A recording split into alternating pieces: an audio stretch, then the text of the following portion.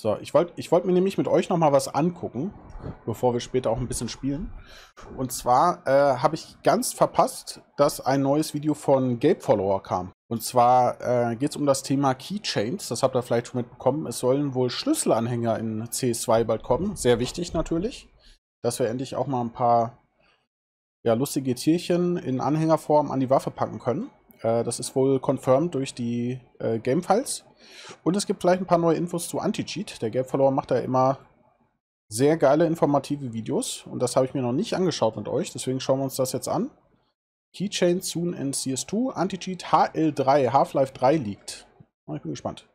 Developers are preparing a full-fledged release of Keychains in Counter-Strike 2. News about the cache remake, secret anti-cheat updates, an accidental leak of a new Valve game, and much more. Hey everyone, long time no see, Max at the microphone again, and today I will tell you all the most interesting things that came out today and what you could have missed. Let's go through everything one by one. Lately updates come out extremely rarely, game-breaking exploits are not patched for weeks, and developers release weird fixes that add even more bugs. This is exactly what happened today. After their attempt to fix the jump boost, it became possible to levitate on the head of a teammate. After a couple of hours, they rolled out another update with a fix, but the situation is kinda cringe. The situation is kinda cringe. Das konnten wir leider nicht mal einen Tag abusen. Das Update kam in der Nacht und als wir morgens aufgestanden sind, war das schon gefixt. Also das haben sie sofort hinbekommen. Not only did they weren't fix the boost for a whole year, but after the fix, a new problem appeared. Anyways, a huge number of mentions related to keychains appeared in the files of the new update. The biggest proof that keychains are likely to be added in the near future is that the parameter for their preview has appeared in the game's proto buffs. In a nutshell, this is a file that collects all the current information about what is happening in the game and sends it to the server. Keychains can be attached on certain weapons, most likely only firearms, and use the same base as stickers. That is, you can attach a keychain anywhere on the weapon. Keychains will be in a separate capsule like stickers, most likely having a separate rarity, which excludes their appearance as an extremely rare item in cases. Okay, krass. Also wenn er recht hat, nicht nur Keychain an einer bestimmten Position der Waffe, sondern du kannst dir selber aussuchen, wo die hinhängen. Junge, da kannst du dir so eine, weiß nicht, wie so ein Weihnachtsbaum basteln. Stell dir mal vor, du kannst mehrere Keychains an eine Waffe machen und du hängst vorne an deine AWP wie so Weihnachtskugeln am Weihnachtsbaum, einfach so 20 Kugeln hintereinander. Oh Gott, also wenn das wirklich kommen sollte, da bin ich gar nicht excited. Armin ist da heiß drauf. Ich finde Keychains ist wirklich so, also von allem, da hätte ich lieber Schuhe im Game. Dass wenn du runter guckst, dir ein paar geile Sneakers oder Jordans ready machen kannst. Aber Keychains an Waffen finde ich einfach nur stören und ablenken, wenn da irgendwas rumbaumelt. Und das wird ja noch schlimmer werden, wenn du dir die Position aussuchen kannst. Und vorne an deiner AWP da irgendwie so ein Ding rumbaumelt. The most interesting thing is that the developers have added icons and are making it possible to set up keychains in Source 2 tools, which most likely means the possibility of creating keychains from the workshop community in the future. Was wiederum geil ist, so ein 3D Schweine-M-Schwein, was du vorne an der Waffe rumbaumeln lassen kannst, das wäre natürlich wieder geil. The second major find is a huge number of new lines associated with keychains. I already released a video about this in February, but then there were only hints from the developers and old strings, when now absolutely new info has appeared from the DLL file, which is responsible for the tool called ModelDoc. In a nutshell, this tool is used to import pre-made 3D objects from Blender into Source 2 and then configure materials and attachments. The new parameter is responsible for adding keychains that can move and shake independently of the weapon, and settings for normal interaction of two collisions. Just in case, another reminder that the first keychain leaks appeared back in 2017. Then we learned the names of 6 potential keychains: AK-47, Banana, Bloodhound, Grenade, Plasma Ball, and Sugar Skull. A huge amount of additional information about keychains is in the files of Deadlock, a new Valve game that has not yet been announced, but unfortunately I can't show or tell this publicly yet. Also, at the beginning of July, a new line appeared in the protobuf responsible for missions or quests, and I'm sure that the next truly big update will be an operation, as they have been working on it since the beginning of closed testing. Stand da ganz genau.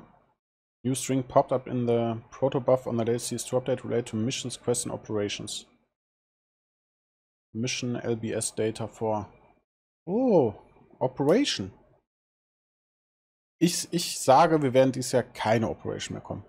Das ist mein Tipp. Dankeschön, Lia, für die 61 Monate. Und wenn, dann nicht vor Oktober. In addition, I would like to mention several anti-cheat updates that were not particularly publicly covered. Over the past month, the developers have fixed Rapid Fire, a cheat function that allows you to shoot all bullets at once. But they didn't fix it to the very end, and using the leftovers, the coders made a double tap, the ability to shoot 2 bullets at the same time.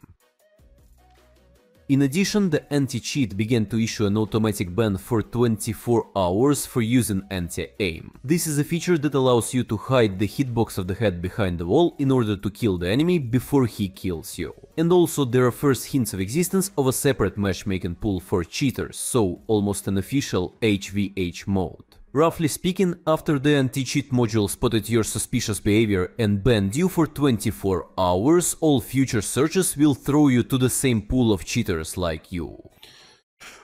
Da möchte ich nochmal anmerken, dass wir die Tage ja Vertigo gespielt haben gegen den Deutschen, der dann mit, genau mit diesen Doppelschüssen, Rapid Fire, mich auf Vertigo gekillt hat, der dann 24 Stunden Bann bekommen hat. Leider hat er am nächsten Tag sofort wieder gegen Armin gespielt. Armin in der Solo-Queue mit dem gleichen Account. Was ja jetzt im Umkehrschluss bedeuten würde, wenn das stimmt, was er gerade sagt, dass Armin in der Cheater-Pool drin ist. Armin ist im Cheater-Pool. Der andere Dude hat einen 24 Stunden WAC-Live-Bann bekommen. Und am nächsten Tag direkt wieder gegen Armin. Yes, it's not that much, but it's good that they are at least doing something in this direction. Not long before that, Fampon showed 2 new screenshots of the D-Cache remake. On a plant, everything is practically unchanged, only visual improvements, and on B, someone pissed on the floor and dug a hole. And of course, the weird leak of Half-Life 3. More recently, Internet Randoms discovered a mention of a new Valve project in the portfolio of one of the voice actors. It is called White Sands, which may hint at either snow with a hint of the cancelled plot from HL3 in Antarctica, or at a military base with a missile range, which has a similar name and is located in the same place where, according to the plot, the events of the first Half-Life took place. Practically, the connection with Half-Life is a bit tacked on, but for some reason it suddenly became news to people that the new project under the codename HL3, which Valve has been actively working on for the past few years, is the actual Half-Life 3. Just listen to a short fragment from my video that dates back to December 2022.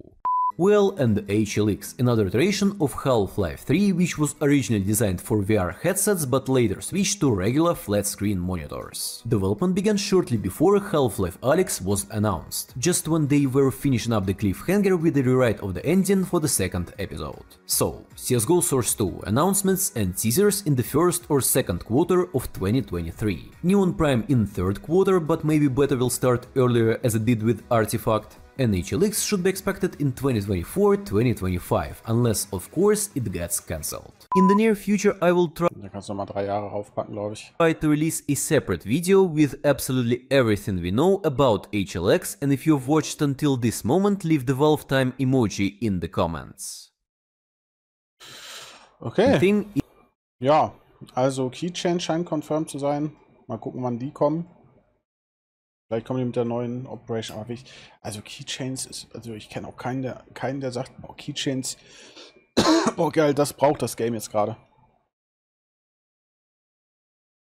Also da bin ich mal wirklich sehr gespannt. Also ich weiß nicht, was passieren muss, dass das Update kommt und ich sage, boah, die Keychains sind eigentlich doch ganz geil. Ja, mit dem Anti-Cheat, was er gesagt hat, also irgendwas scheint ja vor 2 Monaten mit diesem Update passiert zu sein. Wir haben plötzlich sau viel weniger Cheater, auch wenn wir gestern mal wieder einen hatten. Aber wenn sie jetzt endlich die ganzen Cheater zusammen in eine Queue packen, das wäre ja wunderschön. Aber besser ist es ja auf jeden Fall geworden. Gut, das war das neue Video vom Game Follower. War jetzt nicht so viel neuen Shit, wie ich jetzt gedacht habe oder wie bei den anderen Videos. Wenn ihr Bock habt, Link habt ihr jetzt im Chat, könnt auch einen Daumen hoch lassen und abonnieren. Der macht immer sehr interessante Videos mit Sachen, die die Dataminer so in den Files gefunden haben.